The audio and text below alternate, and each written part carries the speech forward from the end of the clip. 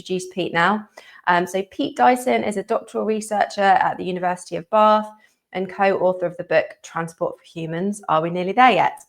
He was formerly principal behavioural scientist at the Department for Transport from 2020 to 2022 and a senior consultant at Ogilvy's behavioural science practice.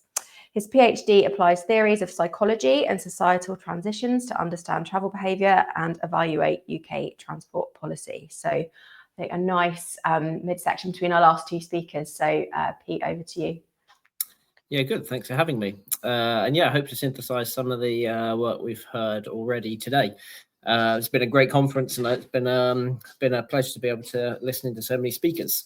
And today I want to present a piece that was given some attention in the Transport for Humans book, gesturing, in one of the chapters that was all about travel as a skill. It struck me as just a different way to look at transport experience, one that maybe other aspects of behavioural science, behaviour change haven't paid as much attention to, but it's quite a commonplace and quite a bottom-up way of thinking about the way it works. So I'm going to make the case for commuting as a skill.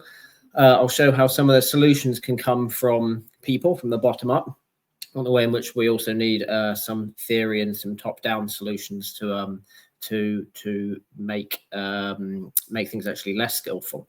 And I'll finish with a really specific policy idea on commuting. So stay tuned for that. Next slide, please. So the overall thesis is too often we treat people as cargo, but ultimately in transport we're all human. We often refer to people as customers, drivers, passengers, the essentialist sort of identities that we have to carry when we travel. But this is not us through and through. It strikes me as well that when we think about transport, we think about it at a population level. We often abstract and think of people in these quite simplistic terms of being moved from A to B, and we can think as cargo. But to some extent, and I think commuting in this conference is a good example of this, when we think of individuals, we actually often start thinking of them in this really detailed way of all the colourful aspects of their lives, of the way in which their specific job, family circumstances, the particular nature of where they live, all comes in. And there's sort of this disconnect between abstracting at a population level, but when we actually come to looking at individuals, we see there's such a messy reality of people's different motivations and their circumstances. Next slide. A really good way into this, clearly I would advocate for behavioural science, and this is not the session to go through every one of these models piece by piece, but if you've seen previous speakers talk about particular principles about making things easy, or the importance of, we heard about the importance of social norms, or the way people think about fares and money, you could go into any of these models in depth, and suffice to say they're just different ways of cutting it. Now, on the next slide, I'll simplify that and simply say, unfortunately, there's no travel module in our brain or body. The way in which we decide whether to commute is a composite of so many different things we might as well call skills. There's the physical capabilities that we have, so whether we are mobile, fit and active as to how we might choose to travel, but so many of our route choices are going to be down to mental arithmetic, orientation, understanding, having read a map, or if not looking at a map, then experiencing space in where we live, our perception of risk and safety, how we think about value for money, going around the circle, moral judgments. And actually really interesting area would be the way obviously our social world dictates our transport influences as we grow up, which I think is being given more attention these days. And to credit the work of a previous co-author, Caroline Bartle, the way we find out about how to travel is peer effects. Often it's word of mouth.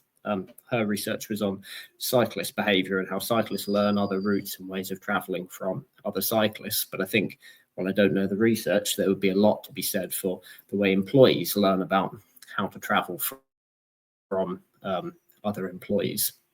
To a large extent, that's a skill. I mean, that's a communication skill. And if we think of travel as being skillful, I think it's going to, well, let's go to the next slide and we'll see where that takes us.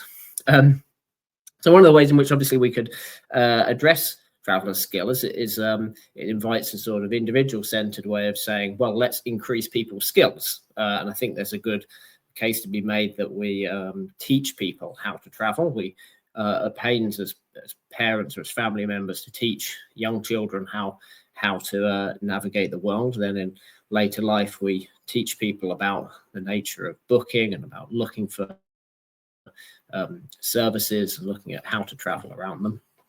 And we could try and coach people, and we do, especially on active travel, about ways to travel. The other way it clearly implies, though, is at a wider level, we could simply reduce the need for skills at all. And if we click on the next slide, we're inviting a way of either looking at, do we focus this behavior change at the individual, increasing people's skills? And here I note the ISM framework. Or we go, well, at a system level, what we really need to do is make it easier, reduce the need to have these skills at all. Let's get rid of the need to orient and navigate ourselves by providing people with navigational tools, so on and so forth. Next slide. Before we jump to that, I think I wanted to pay homage to some of the great social research that we've seen out there and just play back what we've heard earlier about what people want. You know, do people aren't going to tell you bottom up that they want travel to be less skillful or that they want to have better skills, even though that might be my diagnosis. What they want is more outcome based. They want convenient, affordable, and accessible travel. And this research, by the way, is we've heard this earlier, but from the climate outreach segmentation of the UK public. And you could read IPPR's report if you're interested in the type of things that they found people wanting. Next slide on affordability, because I think there's an important point we might otherwise miss in travel skills and the role of cost in all of this debate, is that when we talk about affordability, I think we commonly think of making things cheaper and having money off, spending less for the same thing. But there is a valuable area of saying, well, what about, rather than money off, it's value on, and the opportunities we might have for giving people more for the same money. And when we poll and do social research with people, we probably will invite people to talk about cost as the metric to clearly be better to get the same thing for less. But as operators and as planners and maybe as employers, it can actually be easier to give people more of the stuff that you're making than it is to take money off. And I'll get to a policy idea I think is a good example of that in just a second. So parking the affordability aside, on the next slide, you'll presumably have heard a lot about integrated transport, and it's an important part of the new government's role, and it's been talked about for many years in the UK, and many countries already do it much better than us already. Typically, integrated transport would boil down to those 3 points you see on screen of having simple fares that are connected, routes that have better interchanges, and schedules that work better together.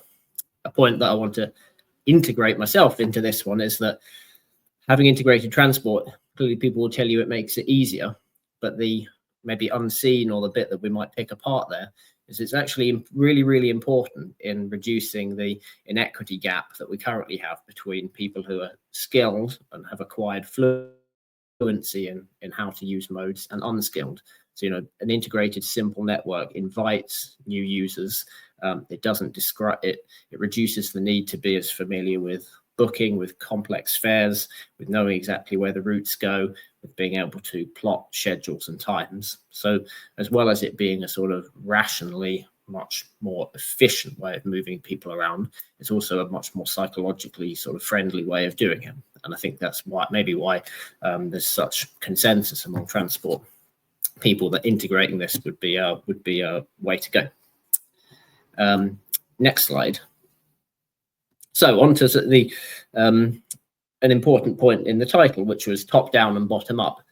The point here is that the 4 different policies on the screen are ones where these are ways in which we're reducing the need for skills and making it easier to travel. But then there's an important area where we might get some policies from a top-down approach of innovating because transport operators know something about the nuances of their network, or they're coming up with new ideas that crucially people wouldn't otherwise tell you. And then the bottom-up aspect being the value of lived experience of people being able to tell operators and policymakers things they might not otherwise know. So if we work this through, the Hopper fare, I think, is a really neat example of saying we're creating sort of value on, so 2 journeys for the price of 1. People might tell you that fares are unaffordable, but they might not be able to connect the dots and say what we need is a fare where, and this is a case in London, where if you interchange between buses within an hour, then it's all classed as 1 fare. So a nice example of operators thinking from the top down, oh, how can we create solutions for this?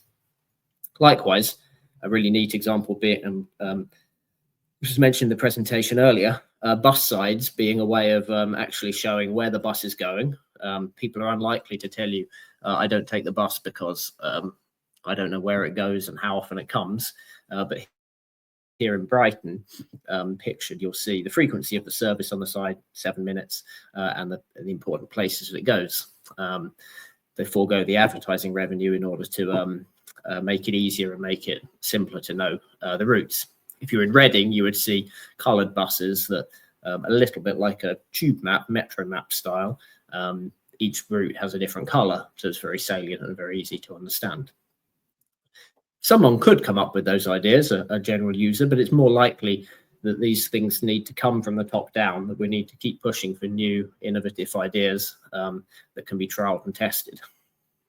Bottom up, however, nice examples come from collaborative, cooperative work, consulting with people in the neighbourhood, and in this case, the area of bike storage in smaller homes invites people calling for bike hangers. The way that policy is implemented is people request it in their area, and a bike hanger can come if enough people request it in that place. Or in the bottom right-hand corner, really nice bottom-up piece of work from Merseyrail when commissioning their new rail stock, getting all types of different users in, right down to speak about the carriages, the waiting area, the CCTV, the shared space, and even the lighting, generating ideas that we might not otherwise think of. Things like the display boards showing how long to the next stop and the status of the journey. So again, reducing the need to have travel skills and making it easier to navigate through the network. Next slide.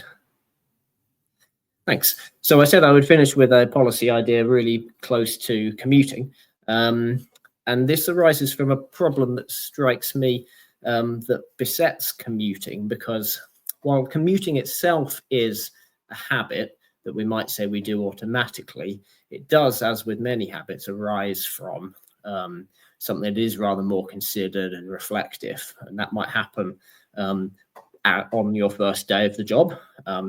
But it might also happen a little bit earlier in the process when you're considering which jobs to apply for and which to take.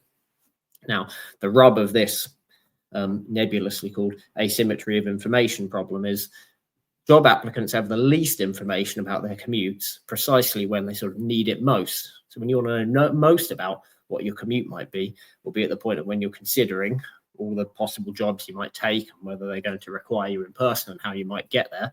And even on your first day, you know the least about all of your routes. You might trial them on across a few days. And I know anecdotally people do test runs of their commute to see what it's like and how that's going to affect their lifestyle. So then the choices people make need to be improved by information. So you might have read on screen already, some important policy solutions would be employers publishing workplace travel plans on job adverts to make it clear about the connectivity of their place, and that might well lead to a virtuous cycle of connectivity of a workplace site being an important attribute in the job market. Employers reporting how people travel to their site or sites so that people prior to joining have some sense of the nature of commuting and might not fall back on default options. And maybe more convivially,